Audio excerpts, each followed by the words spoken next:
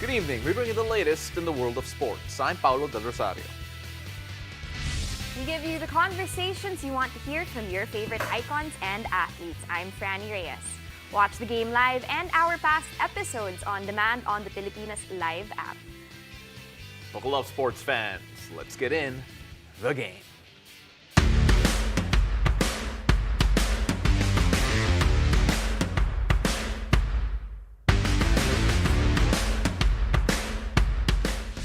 Big names have made big impacts over the last few weeks in the UAAP Season 86 Women's Basketball Tournament. And as we're reaching the final stretch for all 8 teams, let's look into who we need to keep an eye out for in the last few games with UAAP analyst Melissa Newsome. Hi guys. Hey Mel, how are you doing? Good, how are you? You know, I'd love to call you a preferred new today because your brother ain't here. So let's start off first with why? Why did you pick? Why would you pick these names in particular? And of course, what in your mind makes them stand out to the rest of the field? Well, the biggest thing for me, I like to look at players that play within their roles. I think the general basketball fans, they look at strictly stats. So scoring, rebounds, and I like to look at players that have a lot of the intangibles. So that's why I picked these players today. Yeah, but this first one that you have here actually has good stats, right, Franny? Yes, the first on your list is actually Favor Ono of the UP Lady Maroons. She's one of the top performing foreign student athletes. Can you tell us a little bit more about her? Yes, Favor, I think she's definitely one of the less talked about foreign student athletes so far here in this season. And I think we need to talk about her more because she's such a vital part to this UP squad. We focus a lot on Luna Ozar or their guards, Kay Pesquera.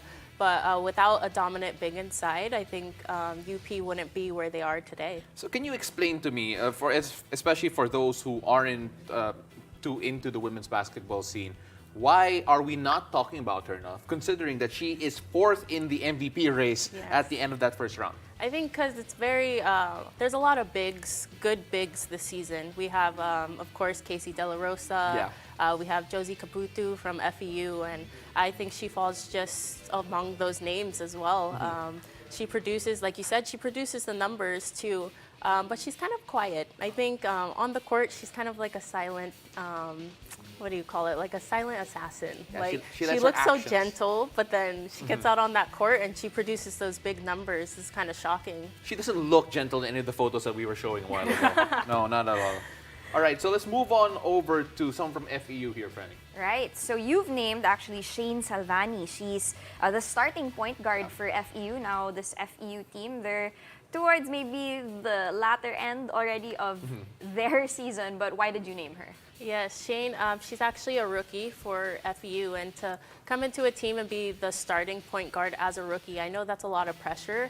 And I've seen her grow since round 1 so far, and she possibly had her biggest breakout game versus La Salle, where she was actually the one that sent it to overtime. She stepped up big, hit a 3-point shot when it mattered most, and so it's been fun to see her navigate her rookie season so far. Definitely. She had a double-double in that game, but she is a rookie, like you said. We can look forward to more of her from coming seasons, upcoming seasons rather. What are the things maybe you think she could work on a little bit that we can look forward to? Well, first, going back to that double-double, when you see someone her size and you hear double-double, you automatically assume points and assists. Yeah. But it's important to mention that that was points and rebounds. Yeah. Her size, she got 14 rebounds in that game. Yeah. I would actually want to ask you about that because she is 3rd in assists, by the way, for those wondering whether or not she's up there in terms of the assist count. How is she rebounding 5 rebounds a game with her stature? She got a double-digit rebounding game recently, 14, more than her points. Yes. How did she get those rebounds? And is that any hope for any shorter person out there to actually gobble up those boards? She's a clear testament that rebounding comes to hustle and heart. So she gets in there no matter her size and she fights for those rebounds. And I think that's where she catches teams off guards. But like you said, Franny, what I think she could work on is turnovers. She's had a lot of turnovers, and I don't want to say that's expected as a rookie, but we could really say that's her rookie experience showing. And I think the rest of the season and even in her future years here in the UAP, that's definitely she'll have to limit and minimize. Yeah, maybe it's more of like a positive spin on it. She is just a rookie, Yep. so there's only up from here. Yeah. Now let's move on to the third person on your list from NU, Christine Cayabyab. Yes. NU, of course, a team with lots of winning experience. How did you come up with Christine from this talented roster? Yes. Well, within you, one thing we mentioned about them a lot is their depth in their bench. And Christine, she's possibly the most productive player from that NU squad off the bench. And I talked about roles earlier. She's bought into that role because she could clearly be a starter with the numbers she puts up. But I like that she's okay with coming off the bench, and as soon as she comes off that bench, she produces, and her impact in the game is shown immediately. A best three-point percentage in the league with 44%, top 10 in the league for field goal percentage as a whole. You take a look at efficiency when she scores, efficiency when she takes her shot. Do you feel that that is the biggest part of her game? That's probably not as highlighted because, as you mentioned, she's not a starter. She's in a stacked NU team, and maybe something that we haven't really paid too much attention to, but we might, especially as we go into the Final Four and beyond. Yes, definitely her efficiency plays a big factor in her game and production for NU. A lot of players can just throw up as many shots as they can, but to shoot efficiently, that's a skill that not many possess. All right, so we now move on to UST. Itong si Tantoy Ferrer coming in for a UST team that's fun to watch, full of talent, and has been one of those teams that has been expected to shake things up, and it looks like they have. So why Ferrer in particular in this Spitfire group? Yes, I think so much focus has been on Kent Pastrana, Yeah. which she deserves that. She's been performing greatly, but I don't think many people know that Tantoy, she is actually second in scoring on this squad. Yep. And when she's not scoring, she's producing in other categories such as rebounds, steals. And I like her overall game because I got to play against her in 2019, I believe. And so seeing her growth since I've gotten to play against her, seeing that she's taking three-point shots now, that confidence, it's great to see. And you have to admire, she did have a bad shooting day against NU, but like you said, she made up for it in all other stats, in those rebounds, assists, steals, and even blocks. And I think that's great for Tantoy. Even if she has a bad shooting day, her team, the depth goes so deep that she knows her teammates will produce in other ways.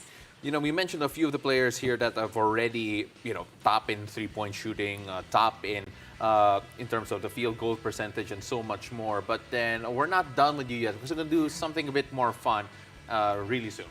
That's right. So don't go anywhere, Mel. After the break, we'll shake things up as we play a game of Fantasy MVP for the UAAP Women's Basketball Tournament. Stay tuned. You're watching The Game.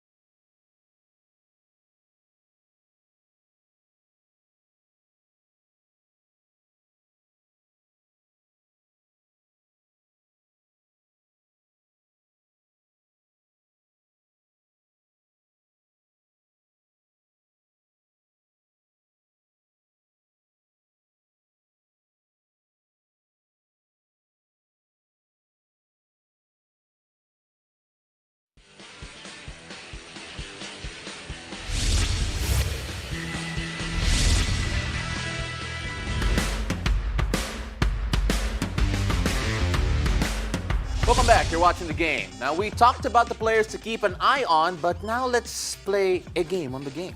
We asked UAAP analyst Mel Newsome to make what her fantasy MVP is given the current players in the UAAP women's basketball tournament. That's right. We're asking Nunu to become a Dr. Frankenstein-like figure and make her own monster on the court. Now, to do that, we didn't ask for anyone's height.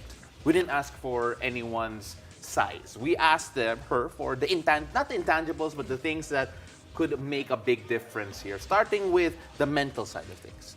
Let's talk about court vision here. A lot of great floor generals here in the UAAP, and you picked out Jazz Newsome. So, first off, why? And why not your second choice?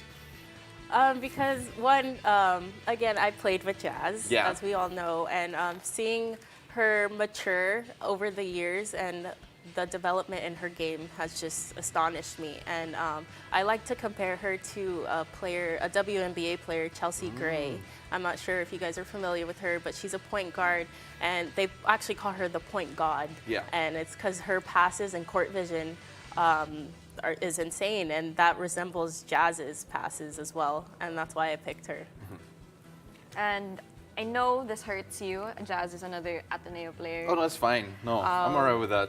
But no, definitely. I've noticed also her maturity since she started in the UAAP, and you have to admire the way she really supports her team, not just on the court but off the court as well. You can see she's very vocal, and that type of leadership definitely pushes these Blue Eagles to play as hard as they do. Yeah, so as the lady in green said, all of that obviously put together. My question now is, what makes her stand out against the field? And did you have a hard time picking for the court vision aspect of this, or were there other candidates?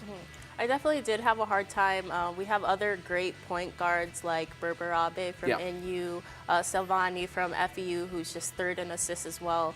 But what stood out to me for Jazz is, again, her maturity. So I like her decisions on the court now. So, and she's always had that in her, but now she's figuring out how to carry out her game in a smarter way. Yeah. And that's why I picked her. Yeah, speaking of maturity, let's move on to another aspect that you wanted to highlight of your fantasy MVP, which is composure. And you actually picked here Luna Ozar and her composure because she's a rookie, right? Yes, and it amazes me seeing her play out there that she is still a rookie, because one thing I like to say about Luna always is that she diagnoses situations well, especially for a rookie. So when she's out there on that court, she doesn't seem to get flustered. She stays calm, composed, and she gets the job done. And I love the pace that she plays at. There's a lot of pace and rhythm, and she doesn't get sped up. Yeah, you know, doesn't get sped up. It feels like you're saying that the game seems slow to her in a good way. Yes. And do you feel that her time in Gilas, especially playing with, not just, Gilas youth, just playing with the big girls in Gilas and playing against international competition, do you feel that configured her mind to be the way she is, especially for UAP? Oh, most definitely. And just like with Jazz as well, her Gilas experience, both of them, when you're playing with the best, you learn things and you mature. The word for today is maturity. So I think both of their Gilas experience is showing here in the UAAP and how they play. All right, so we now move on to the clutch gene. And a lot of people would say, well, a lot of these players I know would say that, no, I have a bigger clutch gene, or I'm just not put in that situation because we always win. But you take a look at Christine Cayabyab here. Number 10 in terms of the league, in terms of field goal percentage, best three-point shooting in the league, as I mentioned. But then, interesting that you picked someone with the clutch gene. And if I'm not mistaken, Cayabyab's not necessarily a surefire starter all the time. Yes. Yeah. And that's why I picked her, is because even though she's not a starter, she could still come off that bench and hit clutch shots. And we saw that in their most recent game. They went double overtime versus UST, or excuse me, overtime versus UST, and she's the one that hit that clutch three-point shot to send them to overtime. All right, now I want to go back to another Ateneo player. She actually did not want to talk unless it was from someone from Ateneo. But all right, who is this person? And I think we all know who this person will end up being. Of course, it's none other than the reliability of Casey De La Rosa. She was season 85's Rookie of the Year, right? And could you maybe explain to us how important it is to have that kind of a reliable center when you're maybe the point guard or any other position on that court. Well, there was no question that I have to include Casey in this fantasy draft. Yeah.